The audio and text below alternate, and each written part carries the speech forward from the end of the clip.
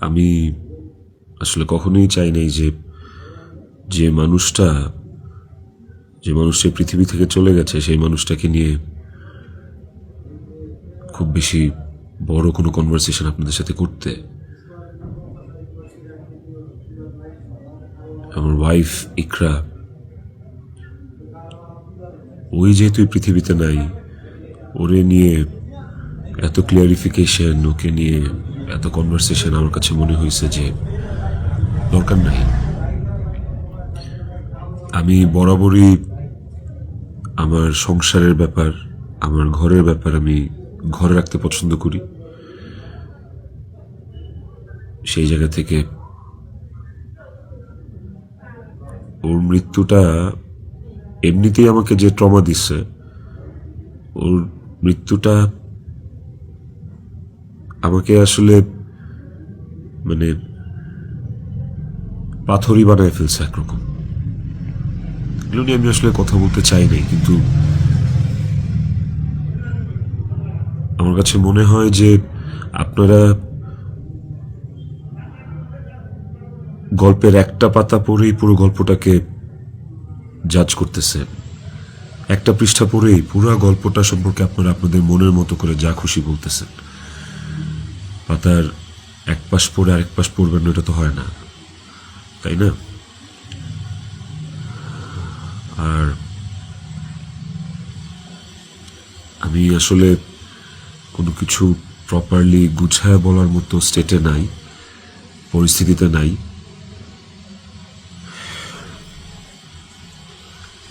আপনাদেরকে আমি কয়েকটা কোয়েশ্চেনের অ্যান্সার দেওয়ার জন্য আসলে ভিডিওটা করতেছি, যে প্রশ্নের উত্তরগুলি আপনাদের কিছুটা হলেও কনফিউশন দূর করবে।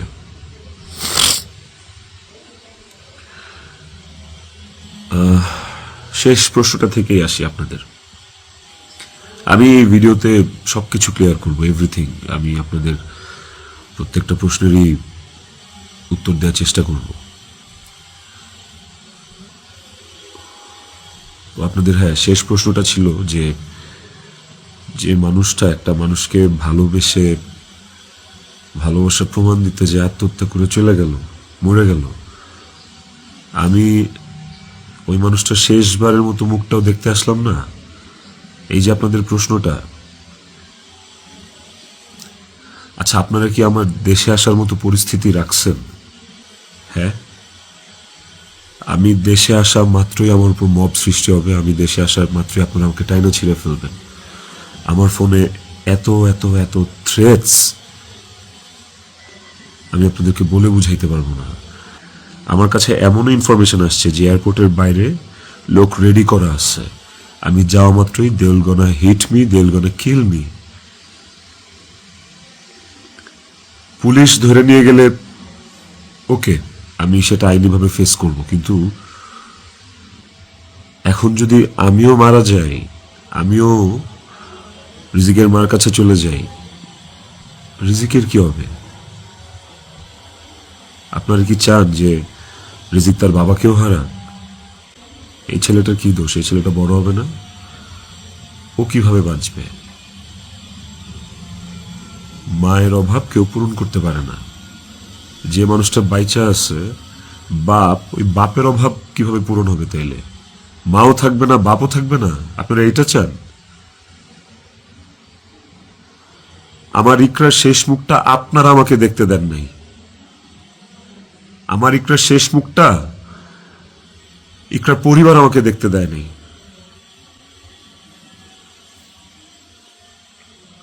16 বছর সংসার করছি, 16 বছর একটা শত্রুর সাথেও যদি কেউ এক ছাদের নিচে থাকে, সে মারা গেলে তার চেহারাটা দেখার জন্য ছটফট করে মানুষ। আর আমার বউ ছিল, আমি ভালোবাসা তার বিয়ে করছি, ওই মানুষটা মারা গেছে, তার শেষবারের মতো তার চেহারাটা আমি দেখবো না?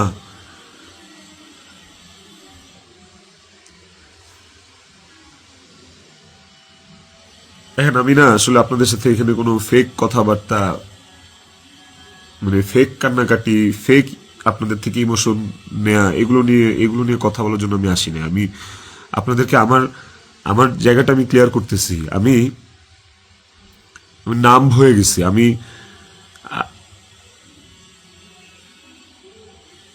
আমারও মনে হয় যে আমি যে কোনো সময় কোনো একটা দুর্ঘটনা ঘটায় ফেলতে পারি, বাট ওই মুহূর্তে যখন রিজিকের ফেসটা আমার চোখের সামনে আসে না, আমি নিজেকে শক্ত না করা ছাড়া আমি কোনো উপায় দেখি না। কারণ এখন আমার কাছে সবচেয়ে ম্যাটার করে রিজিকের লাইফ। ইকরা নাই, ওকে আর ফিরে আনা কোনোদিন সম্ভব না।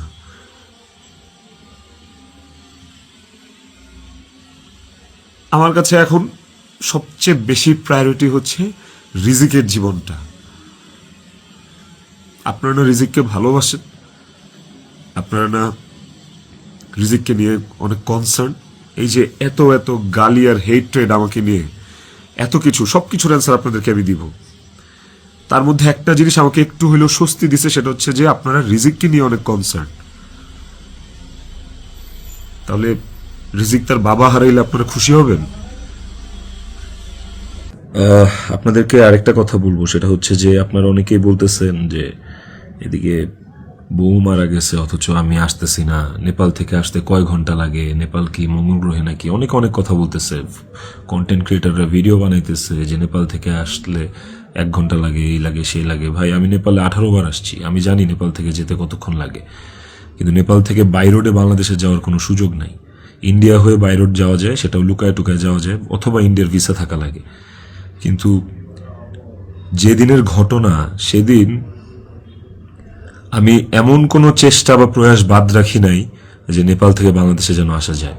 সেটা বাংলাদেশ নেপাল ডিরেক্ট ফ্লাইট হোক, ছিল না। ট্রানজিট ফ্লাইট ছিল না, একটা ট্রানজিট ফ্লাইট ছিল, ওইটার টাইম আর ওইটাতে আসলে আমাকে পরের দিনই আসতে হইতো। তারপর আমি বিজনেস ক্লাস ট্রাই করছি, যে কোনো ট্রানজিট ফ্লাইটে বা নেপালের ফ্লাইটেই কোনো বিজনেস ক্লাস আছে কিনা। আমি অনেকভাবে চেষ্টা করছি যে সামহাও বাংলাদেশে আমি ঢুকতে পারি কিনা, বাট ওই দিন, যেদিনের ঘটনা, ওই দিন আমি কোনোভাবেই টিকিট ম্যানেজ করতে পারি নাই। এটা হচ্ছে যেদিনের ঘটনা, সেদিনের কথা বললাম। আর এরপরের দিন আপনারা যে বলতেছেন যে শেষ দেখাটাও দেখলাম না, আসলাম না, এই না সেই না, আমি টিকিট কাটছিলাম। কারণ ওই টিকিটটা ছাড়া অন্য কোনো টিকিটে আসলেও আমাকে দেরি করে আসতে হইতো। সো সবচেয়ে ফাস্টেস্ট টিকিট ছিল এটাই, বাংলাদেশ বিমানের কাঠমান্ডু টু ঢাকা, বাংলাদেশ বিমানের কাঠমান্ডু টু ঢাকা। দেখেন এখানে লেখা আছে 1 মার্চ, এই যে 1 মার্চ। আমি টিকিট কেটে ইমিগ্রেশন পার করেও চলে আসছি।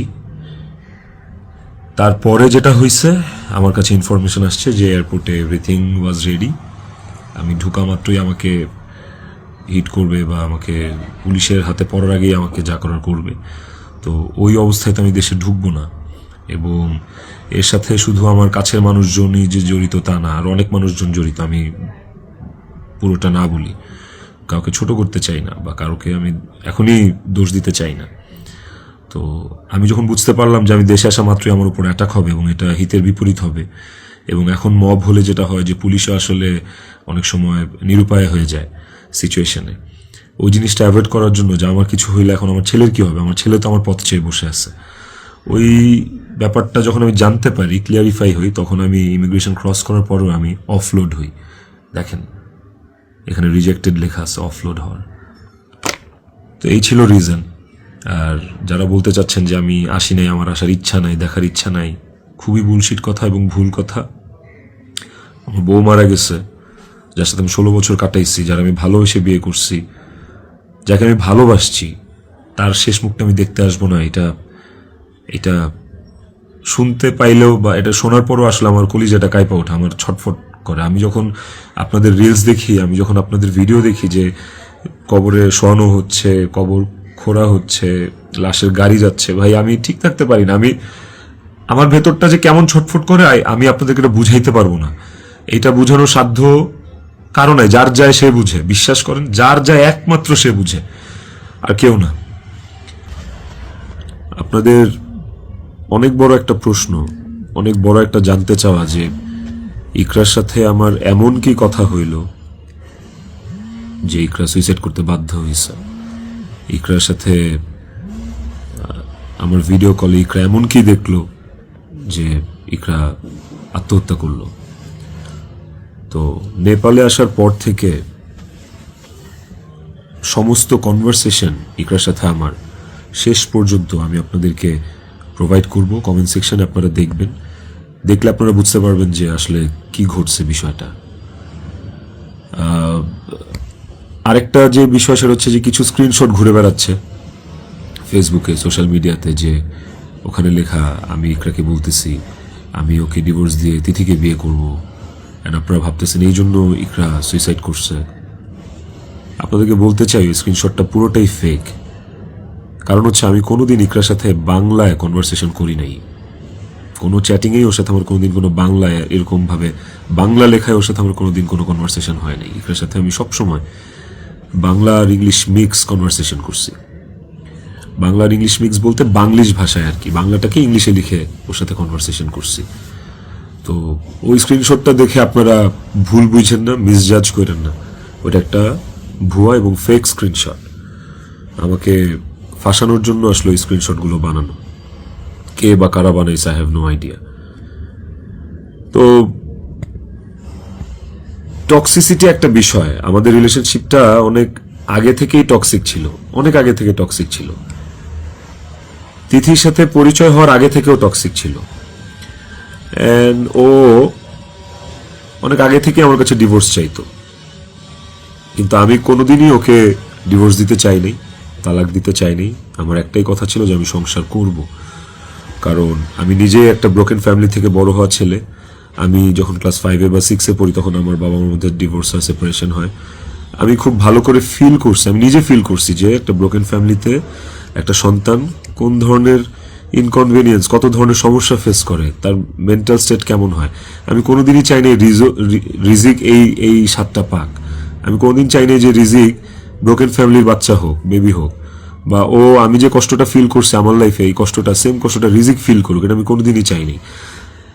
এই কারণে আমি অলওয়েজ আমার মধ্যে ট্রমাটা ছিল যে মানে ব্রোকেন ফ্যামিলির কনসিকুয়েন্সেস কি।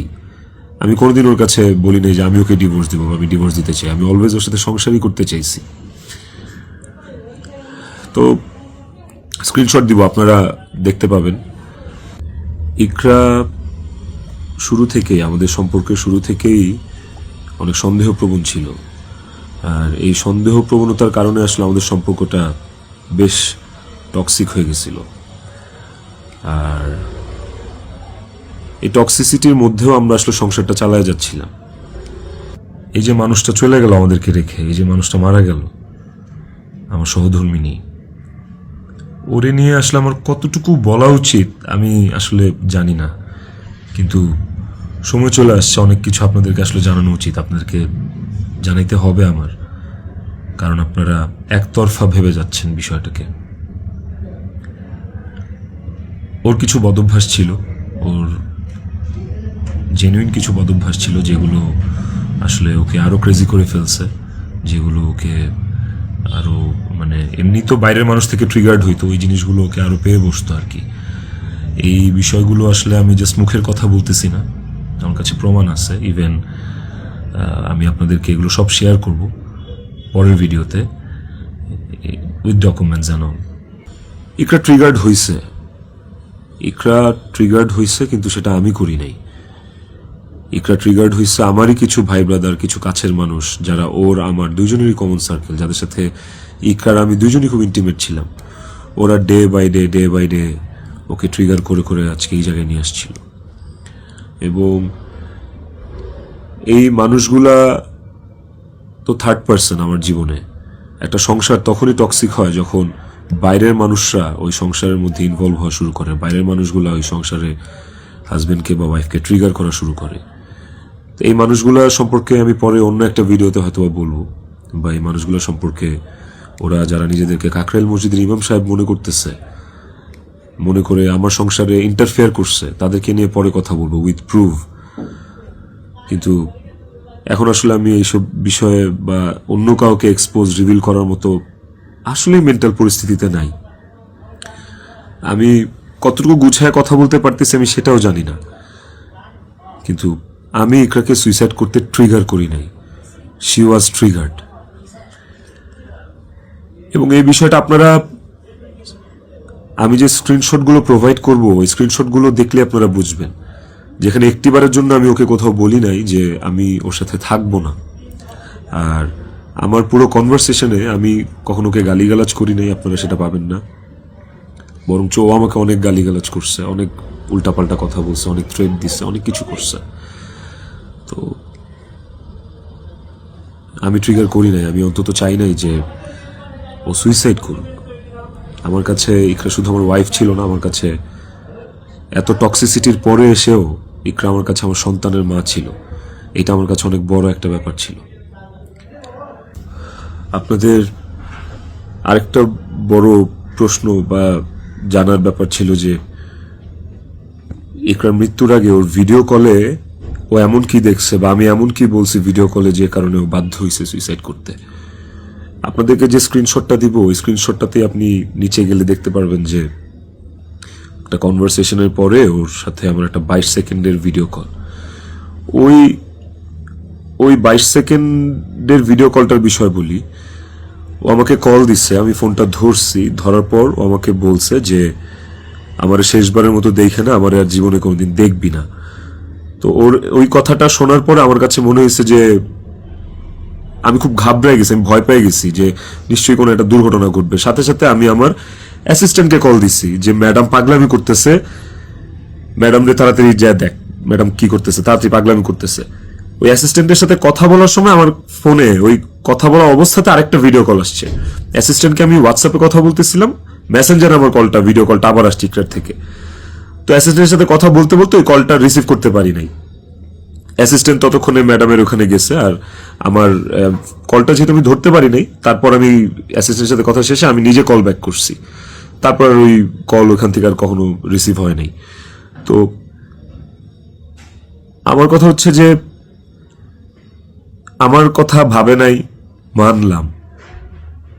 আমার ছেলেটা রিজিক পর্যন্ত যে ওকে গেটে ধাক্কা দিচ্ছে, নক করছে, বলছে যে মা দরজা খুলো, মা দরজা খুলো। রিজিকের কণ্ঠস্বরটা কি ওর কানে যায় নাই? রিজিকের প্রতি ওর একটু মায়া কাজ করে নাই রিজিকের কথাটা শোনার পরে? তো এই ভিডিও কলের বিষয়টাও আপনাদেরকে আমি ক্লিয়ার করলাম। আই হোপ আপনারা স্ক্রিনশট দেখলে বুঝতে পারবেন।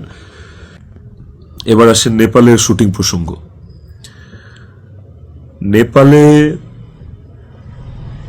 নেপালে কি আমি এই প্রথম জীবনে শুটিং আসছি? এর আগে আমি নেপালে শুটিং করছি, এর আগে আমি মালয়েশিয়াতে শুটিং করছি, থাইল্যান্ডে শুটিং করছি, সুন্দরবনে শুটিং করছি, দেশে মানিকগঞ্জ, কক্সবাজার, কত জায়গায় কত আউটডোরে শুটিং করছি। তিথিও ছিল অনেক শুটিংয়ে। ওইসব শুটিংয়েও কিন্তু আমার আশেপাশের মানুষগুলা যারা প্রিটেন্ড করতো যে তারা আমার শুভাকাঙ্ক্ষী, বাট অ্যাকচুয়ালি তারা আমার শুভাকাঙ্ক্ষী না, ওই মানুষগুলা কিন্তু তখন ইকরাকে অনেক ট্রিগার করতো। কই, তখন তো ইকরা এই ধরনের কোনো স্টেপ নেয় নাই, তখন তো আত্মহত্যা করে নাই। আপনারা ইকরার আর ইকরার বান্ধবীর স্ট্যাটাস, সরি কি বলে ওটাকে, স্ক্রিনশট বোধহয় পড়ছেন। ওখানে কিন্তু ইকরা নিজেই স্পষ্ট লিখছে যে ও এইসব মানুষের কথাবার্তা নিতে পারতেছে না, গত 3 বছর ধরে ও এইসব মানুষের ট্রিগার আর সহ্য করতে পারতেছে না। ও নিজের কথা ও নিজে লিখছে, আপনারা পড়ছেন। তো কিভাবে বলেন যে আমার ইকরাকে আমি মেরে ফেলছি? আমার ইকরাকে এইসব মানুষ মেরে ফেলছে, এরা মেরে ফেলছে ট্রিগার করতে করতে, ওর কান ভরতে ভরতে। ইকরা ওয়াজ সো সফট হার্টেড, ও বাইরে থেকে অনেক শক্ত কিন্তু ভেতরে খুব নরম একটা মানুষ ছিল। ওকে খুব সহজে ম্যানিপুলেট করা যেত, ও মানুষের কথা বিশ্বাস করত কারণ ও খুব সহজ সরল ছিল। তো এই আশেপাশের মানুষগুলো এই সুযোগটাই আসলে কাজে লাগাইছে, আশেপাশের মানুষগুলো এই চান্সটাকেই আসলে ইউটিলাইজ করছে। আপনারা অনেকেই বলতেছেন যে বউ ডিপ্রেশনে আছে আর জামাই নেপালে গার্লফ্রেন্ডের নিয়ে ফুর্তি করতেছে, বার্থডে উদযাপন করতে গেছে, এই ধরনের কথাবার্তা আপনারা অনেক বলতেছেন। দেখেন, এই নেপালের শুটিং এর আসার কিছুদিন আগে আমার নিজেরও বার্থডে ছিল।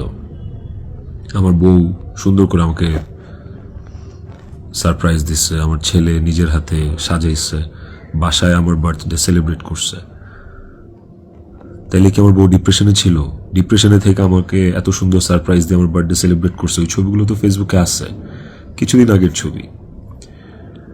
আর নেপালের যে বিষয়টা, তার আগে বলি যে আমরা যারা ইন্ডাস্ট্রিতে কাজ করি, আমাদের যখন কারো জন্মদিন থাকে সেটের, সেটা যেই হোক, সেটা হিরো হোক, হিরোইন হোক, ডিরেক্টর হোক, প্রডিউসার হোক, একটা মেকআপ আর্টিস্ট হোক বা একটা প্রোডাকশন বয় হোক, আমাদের শুটিং সেটে যখন কারোর জন্মদিন থাকে, আমরা সবাই শুটিং টিম থেকে, শুটিং ইউনিট থেকে তার জন্মদিনটা সেলিব্রেট করার চেষ্টা করি। কারণ আমরা সবাইকে ফ্যামিলি মেম্বার মনে করি। কেক কাটি ওই মানুষটাকে খুশি করার জন্য। তো ওই শুটিং এর মধ্যে, নেপালের শুটিং এর মধ্যে তিথির জন্মদিন, একটা অ্যাক্টরের জন্মদিন, আমাদের নায়িকার জন্মদিন, ওইটা কেক কেটে সেলিব্রেট করাটা কি দণ্ডনীয় অপরাধ আমার জন্য? আর আমি তো সেলিব্রেট করি নাই, আমার তো সেলিব্রেশন ছিল না, পুরো ইউনিট সবকিছু অ্যারেঞ্জ করছে। আমি একটা কেকও দেই নাই, আমি একটা গিফটও দেই নাই ওকে। যে যার যার মতো গিফট দিচ্ছে, কেক আনছে, সুন্দর করে সবাই মিলে ইউনিটের পক্ষ থেকে আমরা ওর বার্থডেটা সেলিব্রেট করছি। এবং ওর বার্থডেটা যে সেলিব্রেট করছি সেটাও চেষ্টা করছি খুব লোকিভাবে করার। স্টিল অনেকে ছবি তুলছে, দিছে, বাট আমার কাছে মনে হয়েছে যে এই জায়গায় তিথির জায়গায় বিধি থাকতে পারতো, এই জায়গায় আমি থাকতে পারতাম, এই জায়গায় অনেকেই থাকতে পারতো। ধরেন এই নেপালের শুটিং এ আসার কিছুদিন আগে আমার জন্মদিন ছিল, তখন আমি একটা শুটিং এ ছিলাম, সেই শুটিং এ আমার জন্মদিন কেক কেটে উদযাপন করছে সেটে। তো আপনারা কি বলবেন যে আমার জন্মদিন উদযাপনের জন্য ওই দিন শুটিং রাখা হয়েছে, শুটিং করা হয়েছে? আর নেপালের মতো একটা আউটডোর শুটে এমনি যাওয়া যায় না। একটা আউটডোর শুটের অনেক প্ল্যান লাগে, যেটা 1-1.5 মাস আগে থেকে করা লাগে। যে আউটডোর শুটের স্ক্রিপ্ট থাকা লাগে, অনেক কিছু আছে, আর্টিস্টদের স্কেডিউল, অ্যাকোমোডেশন, ট্রান্সপোর্টেশন, টিকেট, অনেক কিছু থাকে। সো বার্থডে উদযাপন করার জন্য নেপাল গেছি, এই কথাটাও আসলে যারা ইন্ডাস্ট্রি তারা আসলে এই কথাটা বলতে পারে না। বাইরের মানুষদেরকে আমি আর কি বলবো? তো এই বিষয়টাও আপনাদেরকে ছোট করে একটু ক্লিয়ার করলাম। আই হোপ এই জিনিসটাকেও আপনারা সহজ এবং সরলভাবে দেখবেন, এটাকে খুব জটিলভাবে দেখার কিছু নাই। আপনারা অনেক জায়গায়, অনেক ছবিতে, অনেক পোস্টে হয়তোবা দেখে থাকতে পারেন যে ইকরা এবং তিথি একই সাথে আছে, একই জায়গায় আছে, হয়তোবা কোনো পার্টিতে বা কোনো কফি শপে বা যে কোনো আড্ডায়। এরকম অনেক অনেক মোমেন্টস আমাদের একসাথে আছে, আমিও ছিলাম। এই আমার জন্মদিনে, আমার এই বছরের আগের বছরের জন্মদিনে সবাই ইনভাইটেড ছিল, সেখানে তিথিও ইনভাইটেড ছিল। যদি বিষয়টা এতটাই টক্সিক হইতো, তাইলে কি এই জিনিসটা এত সহজ হইতো একটা মেয়ের জন্য যে তার হাজবেন্ডের একটা মেয়ের সাথে রিলেশন, সেই মেয়েটাকে তার বার্থডেতে ইনভাইট করে, তার সাথে কফি খেয়ে, তার সাথে আড্ডা দিয়ে, জিনিসটাকে কেমন না বিষয়টা? এবং সেটা তো একবার দুইবার না, একাধিকবার। তিথির বিষয়টা নিয়ে যদি বলি, দীর্ঘদিন একসাথে কাজ করার কারণে, একসাথে স্ক্রিন শেয়ার করার কারণে আমাদের ইন্ডাস্ট্রিতে একটা আর্টিস্টের সাথে একটা আর্টিস্টের ভালো বন্ধুত্ব, ভালো বন্ডিং হইতেই পারে। তিথির সাথেও আমার খুবই ভালো একটা বন্ডিং ক্রিয়েট হয়েছিল এবং একটা নির্ভরশীলতার জায়গা আমাদের মধ্যে ছিল।